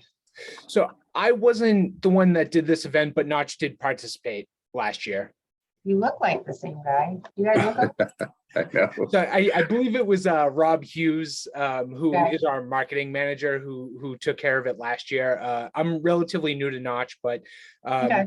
I have years of experience in the brewing industry. I was with Idle Hands in Malden for about 5 years, and now I'm with Notch. Thank you. I'm just flipping through your application right now. John, do you have any questions? No, I looked through the application, everything seemed fine. Yeah. Serve safe, yeah, their tip certifications are good. The applications, they're all signed off, so Mhm. I don't see any issues. And just want to confirm with you, you'll be in that same area fenced off. Alcohol doesn't go outside the fenced area. Correct. And no issues with, underage drinking or anything in the past. I know the Gloucester does have a tendency to have some unauthorized. So yeah, we're definitely sticklers for checking IDs, just because we know that these events get a wide range of people. So it part of the reason that we make sure that everyone who's going to be working is tip certified, so they know all of the things to look for, and we do our best to make sure things don't fall through the cracks. Thank you. And do you know, is there going to be a detail in Magnolia? I think they usually have a police officer up there. So my understanding is Kylie Davis, who is one of the event organizers, has been working with the police and the fire department to just make sure that there is detail and that there is the barricades and everything to prevent people from walking off, the yeah. barriers. But yeah, so my understanding is that she's been in contact with the police and there should be detail there. Okay. But just know that it's your responsibility is to make sure people stay inside the fence. So I'm gonna move that we approve a special one-day liquor license to Nicholas Queso or Caso? Queso, but Queso. Either one is fine. That's okay. To serve malt beverages during the Oktoberfest Magnolia Library Harvest Festival on October 9th from 11 a.m. to 5 p.m. So the 12 event request that we got did say 11 o'clock, but we expected it to start at 12. We just give ourselves time to get set up. Okay. And everything. Make sure that there's no issues if we're there set up beforehand. So just know you can serve at 11, but the bubble bath bar can't. Bubble bar. No, bubble bar. Bubble bar Boston. No, I got champagne in my head when I think of that. So from 11 a.m. to 5 p.m. in the street in front of the Magnolia Library Community Center located at 1 Lexington Ave. Second, We have a motion, a second. Roll call vote? Mr. Lamb, yes. Ms. Prince, Yes. Any questions for us? No, thank you very much. I really appreciate it. Thank you, Nick. I'll probably see you there. Great. I look forward to it.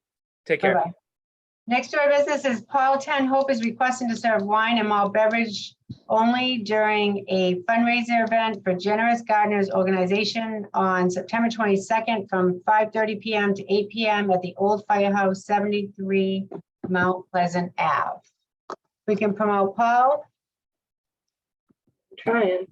I don't know why it won't go. I'm gonna try to just allow him to talk and see if that does anything. There he goes, it kicked it in. Hello, Hi, Paul. Can you state your name and address for the record, please? Paul Tenhope, 45 Corning Street, Beverly, Mass. I'm Thank sorry, you. 45 what? Corning Street. Corning.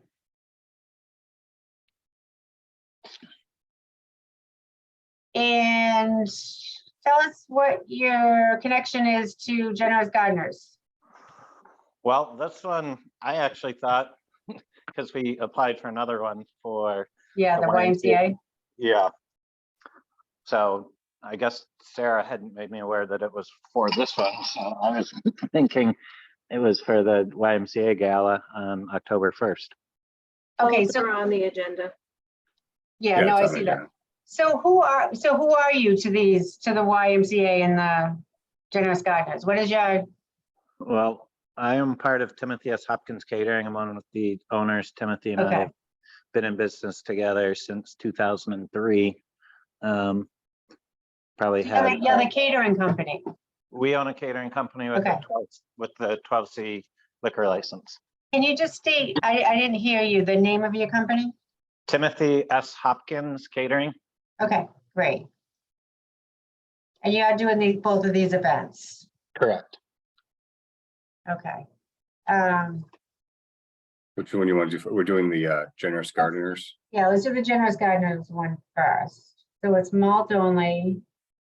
They have permission, the storage isn't necessary, and they have all wait, you know what? I'm in the wrong one. Hold on. We don't have a lot of inspections done. Yeah, I was gonna say, that's how I knew I was in the wrong one. So on the application for Generous Gardeners, all the inspections have not been signed off on. Okay. Just so you know, because I mean, we can still approve it, but it's gonna be subject to getting those inspections, so there's still work to be done. So you might want to take a note of that. Okay. Got a note right now. Yeah, I think Sarah Patrick from our sales office she lives in Gloucester, so I've had her working on them. So we just need the signatures on the Generous Gardeners. Yeah. Yeah, the inspection signatures. Yeah, you just need building inspector, electrical inspector, and health department, Okay. which usually can be obtained pretty easily once you get into their system. Yeah. So this is going to be an indoor event, right? Correct. I didn't know that building was open and available for events. Yeah, I was thinking the same thing when I saw the Oh, the application. fire station, yeah. I know where it is and I've seen the Yeah. space, but I haven't been. It's kind of fun. So it's That hasn't, Madam Chair, I'm sorry.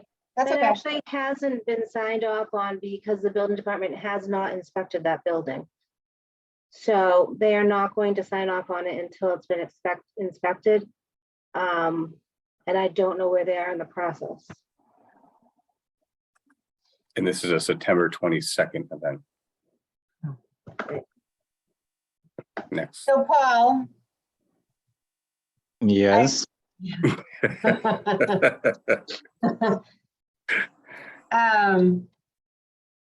building needs to be inspected. Okay. Let me see. You have more work to do than you did 2 minutes ago.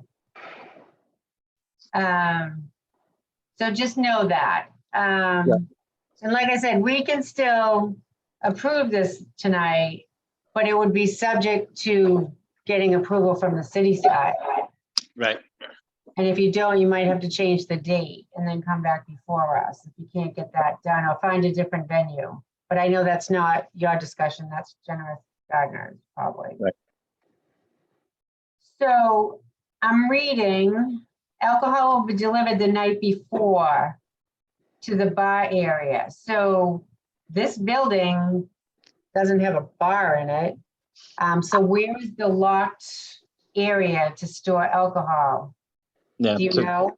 To be 100% honest with you, this event, I really know nothing about. don't I thought know. this was for the October 1st, and unfortunately Sarah's working an event for us tonight, so I can't even reach out to her. So I think I can touch base with her tomorrow and then get those details, because as I said, we own our own 12C license, so we try and Yeah. provide the alcohol as often as we can, but the client can provide it. So I don't have an answer for you because I don't have that proposal in front of me like I do the other. So I'm not Is- sure where the booze, I've never even stepped foot in this building. So And so you're apologize. not getting the alcohol, the Generous Garden is getting it from Merrimack Valley? again, I don't have the information in front of me. I can tell you everything about the Yeah, no, I gala. know, The I YMCA. know what you're saying, yeah. So I can have Sarah reach out to Generous Gardeners and just say, one, the building hasn't even been inspected yet, and we need these approvals. Now, as far as the booze, like I said, sometimes we do provide it, sometimes the client can. So in this case, I don't know what's been decided and how it would be secured if it says on there that it's coming the day before. Madam Chair, Yes, please. I just spoke to the electrical inspector and they went there and it is all set. It's all good. So they will sign off on it tomorrow. They just forgot. So if the electrical inspector signs off, does that mean the building inspector and the health Yeah, department? they go together. Okay. All right, so CPO, we've already made progress. Maybe we should keep talking. Perfect. Well, I can have Sarah stop there tomorrow and just get the signatures. And, I can get those. Madam Chair, I think the only thing I see liquor liability. But it mentions the YMCA event in it and not this Generous Gardener. Which is an easy fix. Yeah, they would have their own separate. Yeah, Wait, this is City of Gloucester property? Which, I don't think so. No, I don't think so. I don't think so. Well, I'm looking at the certificate holder and it says City of Gloucester on the liability insurance. Oh. Maybe, do they own the Y? No, No, I'm wondering why that would be on there. it could be maybe for other events that were done. I know, I don't know. I mean, I can reach out to our insurance carrier if we need new certificates issued in whatever the property, if it's the YMCA or I don't know what the building is that Generous Gardener is in, but that's a quick phone call tomorrow and I can get those sent to you. Wait, who is Timothy Hopkins? The caterer company. He's my business Yes, partner. you are. This is a one-year policy for you wherever you are, it looks like, that's why. Yeah, so we have, same as the previous person, we have both general liability and liquor Yeah. liability insurance. Mhm. But sometimes people ask us to list, Yeah. them as additionally insured, so I can do that if necessary. Bean, Yeah. get out of there. Yep, okay. John, do you have any other questions? Madam Chair. So I'm gonna make a motion that we approve a special one-day license to Paul Ten Hope Paul Ten Hope for a fundraising event for Generous Gardeners organization on September 22nd, 2022, from 5:30 PM to 8 PM at the Old Firehouse, 73 Mount Pleasant Avenue, subject to getting the inspections signed and adding the Mount Pleasant location to the liquor liability policy. Second. Do you know what because usually the insurance company wants, like us, is it just Mount Pleasant? I guess what, Just the address. okay. But is it City of Gloucester and then the address or? Well, on it right now, it says one-day liquor liability for a YMCA event on October 1st. So maybe you just need to have event one-day liquor liability for Generous Gardeners located at 73 Mount Pleasant. Okay, Just to have this event covered as well, like the YMCA one is. yeah, And you would just have to show a copy of that to Allison, the licensing board clerk, and she can give you your license. okay. And I know that's usually an easy fix. It's a phone call and then they fax you the policy. So we have a motion and a second. Is there further discussion? Roll call vote, Allison? Mr. Lemon, Yes. Ms. Prince, Yes. Okay. So Paul, do you have any questions on that license? No, I think we're good. Okay. Next order is Paul Ten Hope is requesting to serve all alcohol beverages during a fundraising event for the North Shore YMCA on October 1st, 2022, from 6 PM to 11 PM at the Cape Ann YMCA Gloucester Crossing. So they're getting the alcohol from Merrimack Valley, so you're not providing it, you're just gonna serve it, correct? That Yeah. is incorrect. Okay. That's what you're, My understanding is we're providing all of the alcohol. okay, do you get your alcohol from Merrimack Valley? We get it from multiple distributors. Merrimack Okay. Valley is one of them. Okay, So Seaboard, MS Walker, Horizon, it depends on hard alcohol versus wine or beer. There's probably 6 different companies that I deal with. okay. And you're bringing the alcohol with you and then taking it when you leave? Correct. So there's no storage issue? No. And how many servers are you gonna have there? Well, it depends on their final number, but Okay, I will probably have somewhere in the neighborhood of 8 bartenders and 30 servers. wow. Wow. And they're all tip certified? Well, anyone that's touching alcohol would be, because Okay. we'll do bar service, and then the idea is a plated dinner for 500. This is their big fundraising gala Yeah. for the year. So there will be a wine service with dinner, but I don't have everybody serving wine, because at times I have high school kids, so they're just serving food and clearing plates. Yep. Or I should say college kids, but so yeah, the total people on hand, I might have 50 to 60, because I'll probably have another 12 or 14 in the kitchen besides the servers and the bartenders. You're on camera. Excellent. John, do you have any questions? No, ma'am. Yeah, your application's pretty detailed. The menu's making me very hungry, I'm not gonna lie. You should come. Love to. So I'm gonna move that we approve a special one-day liquor license to Paulton Hope to serve alcohol beverages during a fundraiser event for North Shore YMCA on October 1st, 2022, from 6 p.m. to 11 p.m. at the Cape Ann YMCA in Gloucester. Second. Any further discussion? Roll call vote? Mr. Lammery, Yes. Ms. Prince. Yes. So Paul, just need to get your license from Allison and make sure that it's posted at the fundraiser. Okay.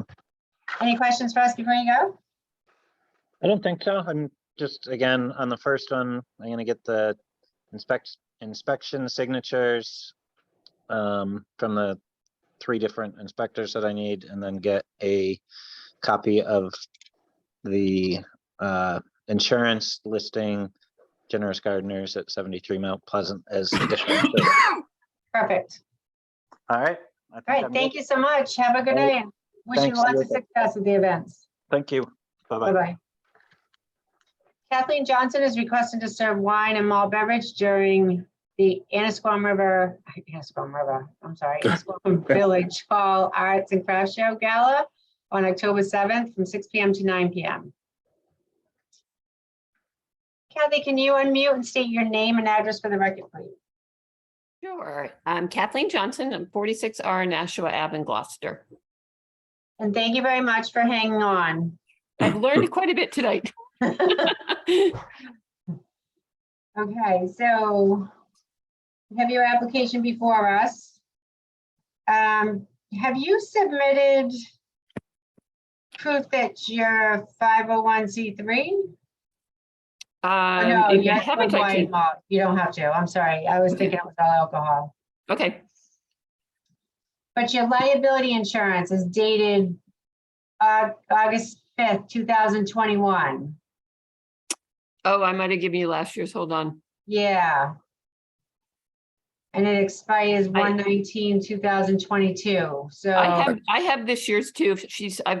I did this last year. I probably just accidentally gave you last year's, but I have this year's. okay, so It we goes will through get a copy of that. Yeah. Can I just drop it off with Allison tomorrow? Yep. Okay. Yeah, Madam Chair, the only thing I didn't see on that is just a plot plan of how it's gonna be laid out. Right. How the function works. Oh, do you need, I thought you only needed that if you were external. I thought it said if you were outside, you needed the plot plan.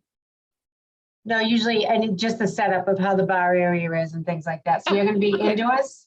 We're gonna be indoors, yep. Upstairs? Upstairs in the village hall, we have a Yeah. table set up with the bar, he's got his back to a wall and he keeps the wine and the beer, you know, underneath the table. By the spot, by the stage or the kitchen Right or by is the it? stage, yep. Yeah, if you could just whip something up and and bring that in tomorrow as well, so that we have it in our files. And just know too, as well, you have to keep receipts of your sales of alcohol, and they have to be turned into Allison usually within 7 to 10 days after the event. We'll get the receipts from Cappy's. We do Cappy's wholesale. Okay, but all right. And then are you selling the alcohol or No, just serving? Just just serving. serving. Okay, yeah. If you can just turn those receipts into Allison, because that, we keep track of that. Yep. And if you're ever to come before the board again for another license, we would look to make sure that you've complied with that in the past. So we just trying to be a little bit of a stickler on that because COVID kind of blew things out of the water and we lost sight of those Okay. procedures. But so we would just want that on record. Do you have any questions, John? Any more questions? No, Madam Chair. Yeah, you've had enough events there that I feel comfortable. So I'm going to move that we approve a special one-day liquor license to Kathleen Johnson requesting to serve wine and malt beverages during the Annisquam Village Hall Arts and Crafts Show Gala on October 7th from 6 p.m. to 9 p.m. at the Annisquam Village Hall. Second, Subject to So- providing the liability insurance and the seating, the layout. layout, diagram. diagram, that word. Second, Any further discussion? Roll call vote? Mr. Lammerow, yes. Ms. Prince. Yes. So Kathy, you can pick up your license when you provide that stuff to Allison and just display it during the event. Great. Thank you Any very much. questions? No questions from me. Thank you so much. Like I Thank said, thank you. you for hanging on. Yeah. Yeah. Bye-bye. Have a fun. good night. Next order of business is the minutes of August 9th, 2022 and August 16th, 2022. I move that we approve those minutes. Second, Roll call vote? Mr. Lammerow, yes. Ms. Prince. Yes. Good work, Allison. Thank you. Not bad, 8:30. Yeah. Any new business to come before the board tonight? Nope. I don't think so. Okay. I move to adjourn. Thank you, Allison, for So everything. move. So move. Welcome. Second, Jay Allison. Mr. Lammerow, Yes. Ms. Prince. yes. Right, Right. night. That's So we're probably gonna be scheduling a special meeting regarding salted cod. So Allison, I'll call you tomorrow to try to get the full story and I understanding. did talk to Bill and he would they would need variances submitted to just like any other variance. Yeah, no, I understand. I would want to see him too, so Yeah, I just want to make sure, I don't want to lose sight of that because I know they're anxious to open and right. see what we can do. Okay, great. Perfect. Thank you, guys. Girls, have a good night. Have a good night. Right.